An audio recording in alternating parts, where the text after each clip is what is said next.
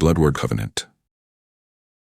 When Jonah woke again, the pain had become negotiable. It was still there, threaded through his ribs, sunk into the deep grain of muscle and bone, waiting patiently for any careless movement, but it no longer felt like an execution in progress. It felt instead like the kind of pain that expected to be lived through. He considered that an improvement. The chamber was dimmer than before, lit in low violet bands that ran like quiet veins through the black crystal walls. Somewhere beyond the sealed arches, engines thrummed with a smooth, distant force, unlike the rough industrial growl of human freighters. The sound did not vibrate so much as resonate, as if the ship moved by persuading space to open politely before it. Jonah lay still for a while, reacquainting himself with the body he had so nearly lost. His chest was bound in fitted bands of dark medical weave. Fine tracer lines of silver had been painted or printed along the worst of the wounds, disappearing beneath the open collar of the recovery garments they had dressed him in. His hands were no longer blistered raw, though the skin across his knuckles and palms remained tender and new. When he flexed his right arm, it responded with aching reluctance, but it responded. That, too, felt like a miracle someone else would have been better qualified to deserve. He turned his head. Commander Nysera Draeven stood near the far wall, motionless enough that for a moment he wondered how long she had been there. She had changed from partial armor into something less martial, but no less formal. A long black coat clasped high at the throat, fitted bracers, dark trousers tucked into polished boots. Her hair, braided back from her face, caught the chamber light in threads of blue-black. She was studying a suspended tactical display that rotated in silence before her, all shifting sigils and layered star maps. Without looking at him, she said, "If you continue pretending to sleep, I will continue pretending not to notice." Jonah blinked. "Wasn't pretending," he said, voice rough but functional. "I was considering whether opening my eyes counted as an avoidable risk." Now she did look at him. Her golden gaze was steady, unreadable for half a breath. Then, almost imperceptibly, one side of her mouth tilted. "A prudent thought," she said. "A new experience for you, I assume." Jonah let out a soft breath that wanted to become a laugh, and thought better of it at the last second, because laughing still felt like being punished by physics. Good to know the near-death experience didn't rob everyone here of their sense of humor. "Only Lieutenant Kalis was truly at risk of that," Nysera replied. As if summoned by insult, the chamber door parted. Kalis entered first, carrying a narrow tray of what looked like glass vials fitted into black metal rings. Maven followed, one hand full of data slates, the other occupied by a stack of folded garments. Kalis heard the tail end of Nysera's remark and narrowed her silver eyes. "I assume you are slandering me to the patient again." "It is not slander if it improves morale," said Nysera. Kalis snorted and crossed to Jonah's bedside. "Sit up." Jonah eyed the vials in her hands. "That phrasing would be less ominous if you weren't carrying liquids." "One is medicine," Kalis said. "One is nutrition. One is both, though unpleasantly. If you prefer, I can ask Maven to explain their molecular profiles while you starve gracefully." "I'll sit up."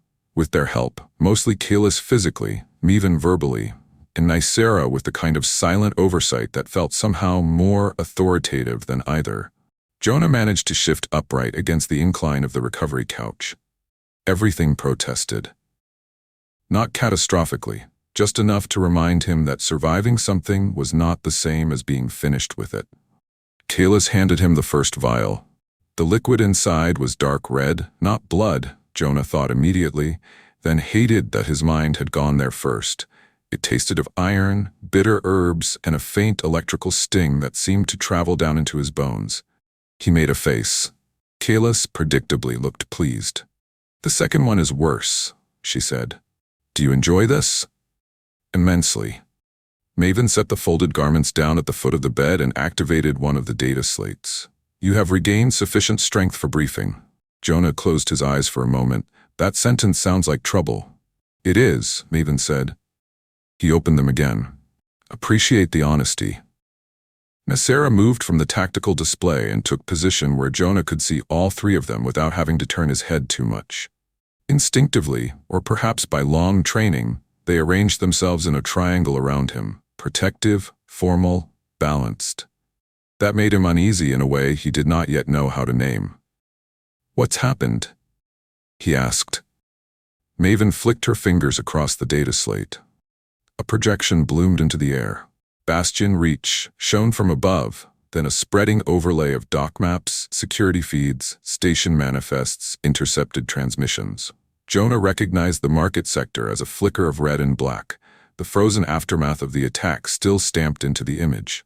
The official narrative released to Bastion Reach civilians describes the incident as a failed abduction by extremist raiders, Maven said. That is not inaccurate, but it is strategically incomplete. Meaning? Meaning, Kayla said, folding her arms, someone important wants the truth arranged before it is told. Jonah looked from one to the other. That sounds political. Nysera inclined her head. It is political. He let out a breath through his nose. Of course it was. He had thrown himself in front of gunfire to save a child in a marketplace. In any rational universe, that would have remained a private catastrophe. In this universe, apparently, the child belonged to an ancient imperial bloodline and the attackers to a species supremacist faction with an inconvenient talent for turning murder into ideology. Jonah rubbed a hand lightly over his sternum and immediately regretted it. Start with the part no one's bothering to simplify for me. Nysera answered. The Princess Elsen Veyra Valathorn is third born in the direct succession line of House Valathorn, ruling bloodline of the Umbrae sovereignty. Her death or capture would not merely have been a personal tragedy, it would have been a political weapon. Jonah nodded slowly. Because she's the matriarch's granddaughter. Yes, said Nysera. Maven expanded the projection. New symbols appeared in branching webs, houses, fleets, trade compacts, military jurisdictions, human colony routes. The Ashen Creed, Maven said, believes the Valdir are diminished by diplomacy, restraint, and any formal cooperation with humanity. They frame coexistence as contamination. The princess was targeted because High Matriarch Elira has spent the last centuries strengthening interspecies treaties, and because Elsen's mother has publicly supported the medical and engineering exchange accords. So they wanted more than a kidnapping. They wanted a message, said Kalis. Bloodline vulnerability, political humiliation, proof that the sovereignty cannot even protect its own children while preaching unity. Jonah stared at the shifting projection. And instead, he said slowly, they got footage of a human dock mechanic taking enough plasma fire to light a moon. Maven's expression did not change, but something sharpened in her eyes. Precisely. He laughed once under his breath, then stopped when his ribs objected. That's bad? For the Ashen Creed, yes, said Nysera. For the sovereignty, complicated. Jonah looked at her. Complicated how? This time it was not Nysera who answered. A new voice entered the chamber before the wall had fully opened. Because symbols become obligations. Lord Severin Valathorn stepped inside, followed not by soldiers this time, but by two attendants carrying long black cases inlaid with silver sigils. Behind him walked healer Saris Mir, violet-eyed and composed, hands folded within the sleeves of a deep blue medical mantle. All four women straightened. Jonah, who was running out of ways to feel underdressed, managed a nod that he hoped qualified as respectful rather than concussed. Marshal. Mr. Mercer. Severin's gaze went first to the healing monitors, then to Jonah himself, measuring alertness, posture, coloration, probably also stubbornness. Whatever he found seemed acceptable. He is fit for limited audience, Saris Mir said before anyone could ask. Her voice had the same harmonic undertone Jonah half remembered from the healing chamber. Provided he does not attempt anything theatrical. That warning lacks precision, Jonah muttered. Kilis's mouth twitched. Severin moved closer. Then I will be precise. The attendant set the long cases on a nearby table and withdrew. Saris remained by the door, silent and observant. Severin folded his hands behind his back. Jonah Mercer, he said, under the oldest statutes of the Umbrae sovereignty, one who willingly places their life between mortal harm and the direct blood of the ruling house invokes a legal and ceremonial condition known as the Bloodward Covenant. Jonah blinked. The what? The Bloodward Covenant, Maven repeated. Ancient law, rarely invoked. How rarely? Nysera spoke without hesitation. It has not been formally recognized in 312 years. Jonah looked at each of them in turn, hoping someone would clarify in plain language. No one did. He sighed. I'm going to need all of that translated into something a mechanic with severe plasma trauma can understand. For the first time, something like actual amusement flickered across Severin's face. It means, the Marshal said, that by the law of blood and protection, your act cannot be treated as incidental. You did not merely aid a royal child. You took royal death upon yourself. Jonah stared at him. The room remained still, allowing the words to settle. I didn't exactly file paperwork for that, he said at last. No, said Severin. Which is partly why the law exists. Maven set down her slate and stepped forward half a pace, the scholar now more visible than the strategist. The covenant was written in the earliest consolidation era of the Valdir houses, she said. In those years, assassinations of heirs were common, courts became paranoid, loyalty was bought, oaths were false. Then, on several recorded occasions, someone outside blood rank, servant, guard, stranger, even enemy, chose to die protecting a child of the line without thought of reward. Those acts forced the law to answer a question. Jonah frowned despite himself. What question? Maven's copper eyes held his. What does a throne owe the one who bleeds for it freely? No one spoke after that. Jonah looked down at his own hands. The skin there was still too new, too fragile. Bandaged knuckles, tremor at the fingertips when he held them too long in the air. It was difficult to connect those hands with the scale of what they were describing. So what, he said carefully, does the throne owe? Kalis answered first, protection. Nysera added, recognition. Maven said, inclusion. Severin finished, and debt. Jonah's eyes lifted sharply. I didn't do it for debt. We know, said Nysera at once. Again that immediate certainty. Again that strange internal loosening in response. Severin, meanwhile, seemed almost to approve of the objection. That is precisely why the debt binds. Jonah leaned back and let his head rest against the support cushion. This feels like the kind of thing that becomes a problem. It already is a problem, Kalis said. Cirrus Mir finally spoke from the doorway. For your enemies as much as for your hosts. Jonah looked toward her. The healer stepped into the room properly now, her violet eyes unreadable but not cold. The footage from Bastion Reach has been contained, but not erased. Too many internal systems captured it. Too many station witnesses survived. Enough members of the court already know the essentials, that suppression would create more instability than disclosure. Maven gave a small nod. And if the Ashen Creed learns that the sovereignty denied formal recognition to the human who saved the princess, they will use that. They will say, House Valathorn praises unity in public while preserving blood arrogance in law. Which means, Jonah said, you can't ignore what happened. No, said Severin, we cannot. Jonah let that sit. He had spent years being ignorable. There was irony in this somewhere, but he was too tired to excavate it properly. So what happens now? This time the answer came from Nysera, and for the first time since he had met her, there was the slightest hesitation before she spoke. By the terms of the covenant, those who recovered the blood heir and witnessed the sacrifice become ward-bound until the throne renders judgment. Jonah's gaze moved between the three women. Nysera, Kalis, Maven. A bad feeling assembled itself with alarming speed. He pointed weakly. You mean you? Yes, said Nysera. He pointed at Kalis, and you. Kalis folded her arms more tightly, obviously. He looked at Maven, and you too. Maven inclined her head. Correct. Jonah stared at all three of them. No. Severin's brow lifted. No? I mean, respectfully, no. That doesn't make any sense. You're elite royal guard, a strategist, and, he gestured vaguely at Kalis. Whatever specific terrifying classification she belongs to. An excellent one. Kalis said. Jonah ignored that. You can't just get assigned to a half-charred human mechanic because I made one terrible decision in a market. Nysera's eyes narrowed just slightly. You made one correct decision in a market. That remains under review, Jonah muttered. Maven, infuriatingly calm, said, "Your consent is not structurally relevant to the existence of the Covenant." He turned to her. "That is the most strategist sentence I've ever heard." "It is also true." Severin stepped closer to the bedside. "This is not a ceremonial inconvenience, Mr. Mercer," he said.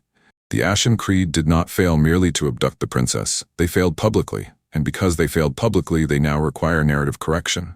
Jonah frowned. "Narrative correction?" "They will come for you," said Severin. "If possible, to kill you. If not, to discredit you. If neither, then to exploit you. A human who stood between royal blood and Valdir violence is dangerous to their doctrine." Dangerous. Jonah almost laughed at the absurdity of the word attaching itself to him. He was a station mechanic with debt, old regrets, and a body still being knitted back together by alien medicine. But he understood enough by now to know that symbols obeyed different rules than men. He looked down again at the black and silver weave covering his torso, at the medical tracers marking where the plasma had gone in, at the evidence, written into flesh, that something had already changed whether he wished it or not. "So I'm not just under protection," he said quietly. "I'm under threat." "Yes," said Nysera. "And the three of you are responsible for that protection until what? Some court hearing? A ceremony?" Maven glanced at Severin, who answered himself, "Until the High Matriarch determines the debt's lawful and moral resolution." Jonah was almost afraid to ask, "And how long does that take?" No one answered immediately. That, more than any spoken warning, told him enough. Kalis spared him at last. Not quickly. He closed his eyes. Of course not. When he opened them again, Princess Elsen stood in the doorway. No one in the room had noticed her arrival. Not even Jonah, which said something unnerving about the stealth habits encouraged in royal children. She had likely slipped in behind Cirrus when attention shifted. She wore a dark house gown embroidered at the cuffs with silver leaves, and in one hand she held a small object wrapped in black cloth. Nysera turned at once. "Highness," Elsen lifted her chin. "I know I was told not to interrupt. I decided that was a poor instruction." Kalis looked at Jonah as if to say, "You see what we deal with." Severin's expression remained grave for perhaps half a second before surrendering to familial inevitability. "Approach, then." The princess crossed the room and came to Jonah's bedside.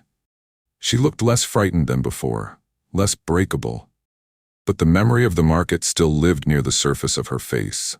Jonah could see it in the careful way she measured his condition before speaking. "Uncle says the Bloodward Covenant is old," she said. "That seems to be the consensus." She nodded solemnly. "Then old things should be respected." Before anyone could stop her, she set the wrapped object gently in Jonah's lap and unfolded the black cloth. Inside lay a bracelet. Not jewelry. Not exactly. A narrow band of dark metal braided with threads so fine they looked woven from shadow and moonlight. Tiny sigils had been etched along the inner rim, each one filled with silver so pale it was nearly blue. Jonah looked from it to her. "What is this?" "A ward band," Elsen said. "For those under Covenant. It is from the old rites. The archive keepers had one preserved. I asked for it."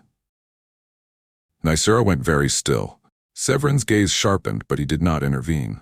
"It is not required," Maven said carefully. "No," Elsen replied. "It is right." Jonah lifted the band with hesitant fingers. It was unexpectedly warm.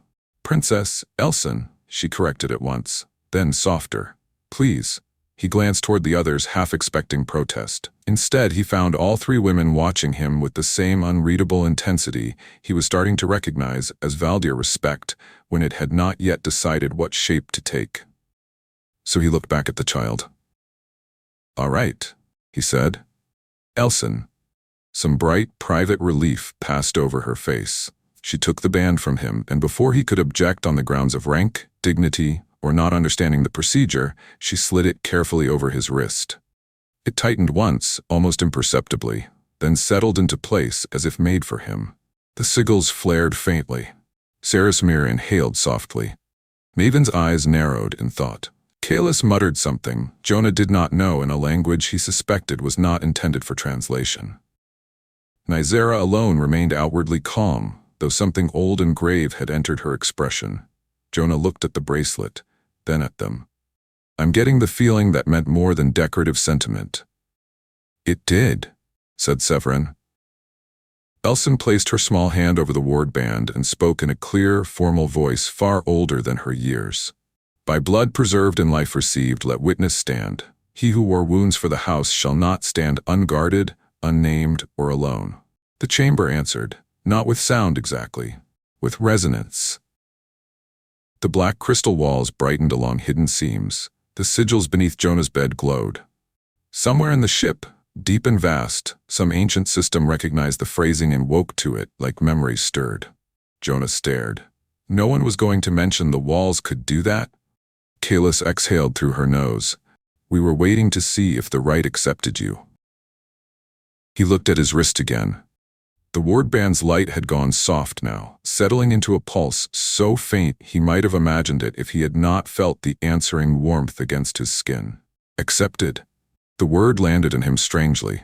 He had spent too long building a life around disqualification. Too late, too poor, too unreliable, too ashamed, too absent, too much of whatever had gone wrong before. Acceptance had not been the shape of his adult life. And yet here, in a chamber of black crystal, aboard an imperial dread flagship, among beings who should have remained myths and enemies, some ancient law had looked at what he had done and answered not with dismissal, but belonging. Temporary belonging, perhaps. Dangerous belonging, complicated belonging wrapped in politics and ceremonial debt. Still, belonging. Severin turned toward the door. It is done, he said. To whom? Jonah asked. The marshal paused, then he answered with complete seriousness, to the ship, to the law, and by now, almost certainly, to the High Matriarch. At the mention of Elira, the chamber's atmosphere changed again. Not fear, but awareness.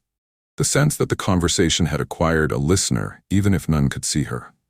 Jonah thought of the reflection in the wall, of those burdened golden eyes, of the odd, terrible sense that when she had looked at him, she had not seen a curiosity, but a memory. What happens when she decides? He asked. Severin looked at him over one shoulder. That, he said, depends on whether she judges your act merely brave or sacred. Then he was gone. The attendants' cases remained unopened on the table. Maven noticed Jonah looking at them. Those contain formal garments. For what? Nysera answered. You will be presented. Jonah stared at her. No. Keyless arched a silver brow. You used that argument already. It failed the first time as well. I am not being paraded in front of a vampire imperial court, while I still feel like I lost a fistfight with a reactor core. You did not lose, said Elson. Jonah looked at her. The princess stood very straight beside the bed, one hand still resting lightly atop the ward band on his wrist. You stood, she said. That is different. For reasons he did not care to examine too closely, that nearly undid him. He looked away first. Maven, perhaps mercifully, turned back to practicalities. The presentation will not be immediate. Healer Saris will determine readiness. Until then, your movements are restricted to recovery zones, your communications are monitored for security, and at least one of us will remain within immediate proximity at all times. Jonah lifted his head. Immediate proximity. Kalis nodded. Yes. You mean in the room? Yes. All the time. Nysera's voice was calm, unyielding. All the time. Jonah looked between them. This is going to be very strange. Kalis gave him the ghost of a smile. It already is. Elson, satisfied that the important work had been done, leaned carefully forward and hugged him. It was brief, gentle, deliberate enough not to hurt him. The kind of embrace a child gives when she remembers fear too well to be careless with someone else's pain. When she pulled back, she looked at him with grave certainty. You are Bloodward now, she said. That means no one gets to leave you behind. Then she turned and crossed to her uncle before anyone could tell her she had spoken too boldly. No one did. After she was gone, after Saris resumed her quiet medical scan, and Maven began listing the procedural consequences of Covenant recognition, and Kalis started opening one of the black cases to inspect what Jonah suspected would be the least comfortable formal clothing ever made, Jonah let their voices blur around him. He looked at the ward band on his wrist. Black metal, silver sigils, warmth against healing skin. No one gets to leave you behind. He did not know what to do with that. Far above the chamber, sealed within her private sanctuary, High Matriarch Elira Valathorn stood before the black mirror and felt the old law settle into place. The right had accepted him. Across 2 millennia of rule, through courts, betrayals, wars, and the long corrosion of power, she had seen many invoke duty and fewer embody it. But the ancient system still knew the difference. The ship knew. The law knew. Blood, for all its danger, knew. She rested her fingertips against the mirror's surface. For an instant her own reflection changed, not into the sovereign the galaxy feared, into the mortal girl she had once been. Human, hungry, barefoot on cold stone, terrified that no one would come in time. Someone had not come in time once. That failure had built entire chambers inside her soul. Jonah Mercer's choice in the marketplace had struck one of those hidden rooms like a bell. Not because he was extraordinary by birth, because he had remembered, instinctively, what power so often forgot, that the measure of a life is revealed in what it shields. Her counselors would say this must be managed carefully. Her generals would say it must be weaponized. Her enemies would call it weakness. Let them. Elira had not held on to her buried humanity for 22 centuries, merely to surrender it to the convenience of politics now. He stood for a child, she murmured to the silence. The silence, as ever, did not answer. But somewhere below, a human mechanic wore the ward band of a covenant not invoked in centuries, and 3 sworn guardians had already begun to shape their lives around his continued breathing. A dangerous thing had entered her court. Not Jonah himself. Hope, and hope, Elira knew better than most, was always costly. She lifted her chin and turned from the mirror. "Prepare the Hall of Witness," she ordered the dark. By the time the command had passed through hidden channels and sealed doors and silent officials, the entire ship would know. The Bloodward Covenant had awakened, and nothing awakened by old law ever left the world unchanged.